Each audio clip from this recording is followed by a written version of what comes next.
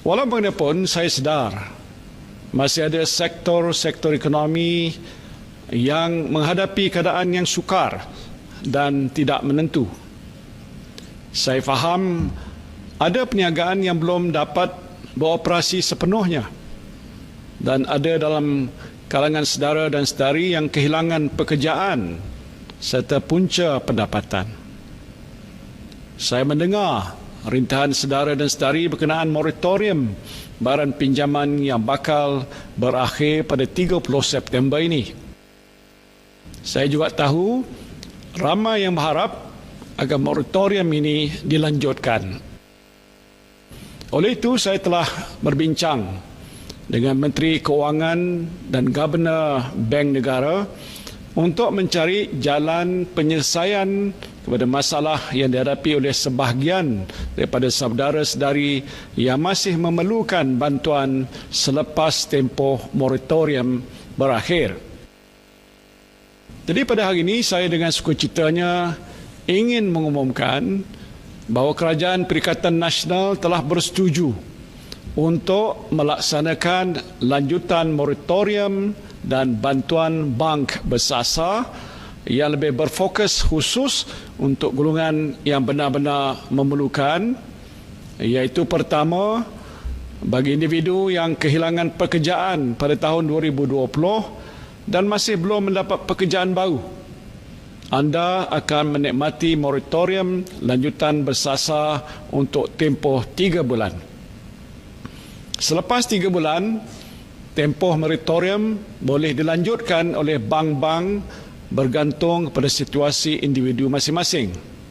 Kedua, bagi individu yang masih bekerja tetapi gaji mereka terjejas atau berkurangan akibat COVID-19, bayaran ansuran bulanan akan dikurangkan selaras dengan kadar pengurangan gaji bergantung kepada jenis pinjaman.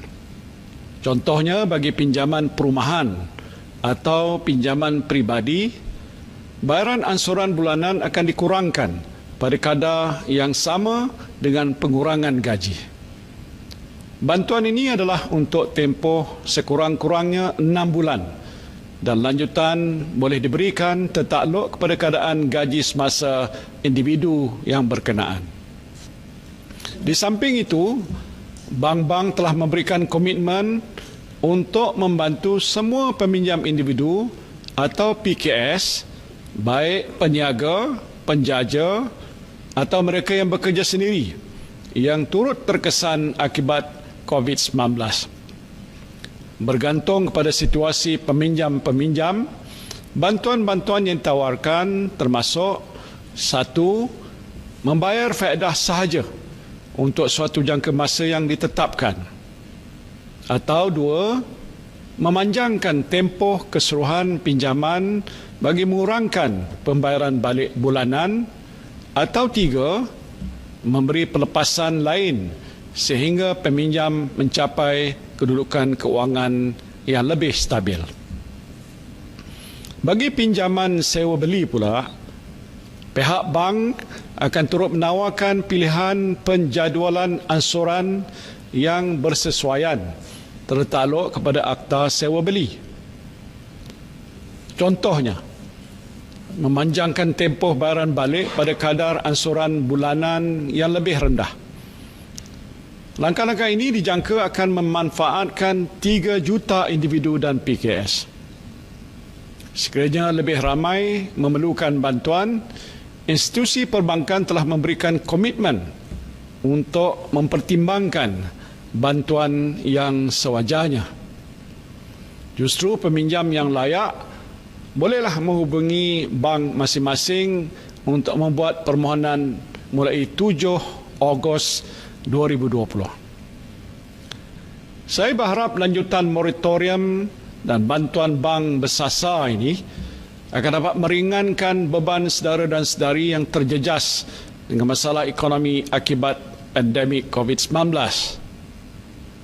Keputusan yang dibuat oleh kerajaan ini dengan kerjasama institusi perbankan di negara kita diharapkan dapat menyokong kemampanan perniagaan membantu usaha memulih serta melonjakkan semula ekonomi negara dan menjamin kesejahteraan hidup anda semua. Dengan pengumuman ini, saya harap Mak Cikiah, Pak Saleh, Encik Lee, Puan Rani, Encik Douglas, malahan semua rakyat Malaysia dapat menarik sedikit nafas lega sementara kerajaan dan pihak industri berusaha untuk memulihkan semula ekonomi negara kita. Saya cuma nak berpesan, jaga kesihatan, jaga diri baik-baik. Virus COVID-19 masih ada di luar sana. Jadi demi kebaikan anda dan kita semua, sentiasalah amalkan penjarakan sosial, pakai pelitup muka di tempat awam, elakkan tempat yang sempit dan sesak, dan jangan rasa kekok untuk amalkan norma baru dalam kehidupan kita.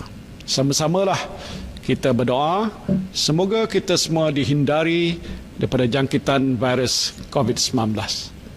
Wabillahi taufiq wal hidayah. Wassalamualaikum warahmatullahi wabarakatuh.